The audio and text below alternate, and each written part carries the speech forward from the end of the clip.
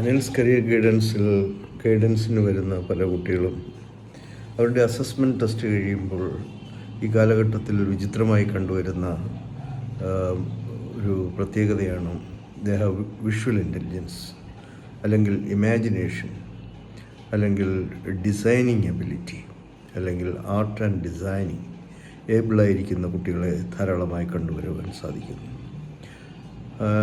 കാരണം visual talks and digital talks and visual communication വളരെയധികം പ്രാധാന്യം നമ്മുടെ സമൂഹത്തിലും നമ്മുടെ ആക്ടിവിറ്റീസിലുമൊക്കെ വന്നിരിക്കുന്നു. അപ്പോൾ ഡിസൈനിങ്ങിൽ ഇൻട്രസ്റ്റുള്ള കുട്ടികളെ നമ്മൾ തള്ളിക്കളയാൻ പാടില്ല. കാരണം അതിൽ പ്രധാനമായും ഏറ്റവും കൂടുതൽ പ്രോമിനൻ്റായി നിൽക്കുന്ന ഒരു മേഖലയാണ് ഡിസൈനിങ്. ഡിസൈനിങ്ങിലുള്ള കോഴ്സുകൾ നമുക്ക് പരമ്പരാഗതമായി അല്ലെങ്കിൽ കൺവെൻഷനലായി അക്സെപ്റ്റ് ചെയ്യാൻ കഴിയാത്തതാണ് എങ്കിലും നമുക്കിപ്പോൾ ഏറ്റവും കൂടുതൽ ഇന്ത്യ ഗവൺമെൻറ്റിൽ തന്നെ വളരെയധികം പ്രാധാന്യം കൊടുത്തിരിക്കുന്ന ഒരു മേഖലയാണ് audio visual, gaming and comics.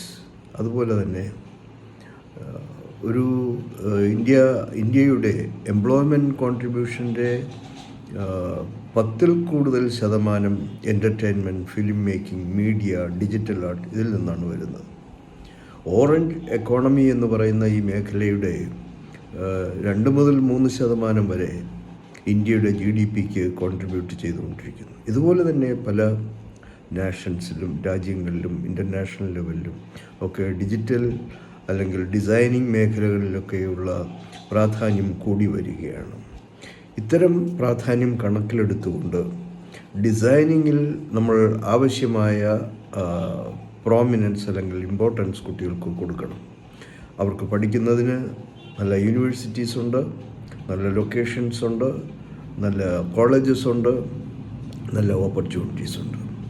The only thing is our conventional thinking against designing or against art or against entertainment or against media, seeing it as a lower level or a low profile job. No, it is good profile and it is very promising area if the student is learning from a reputed college and university, and he can also contribute to the orange economy, that is entertainment, media and digital designs.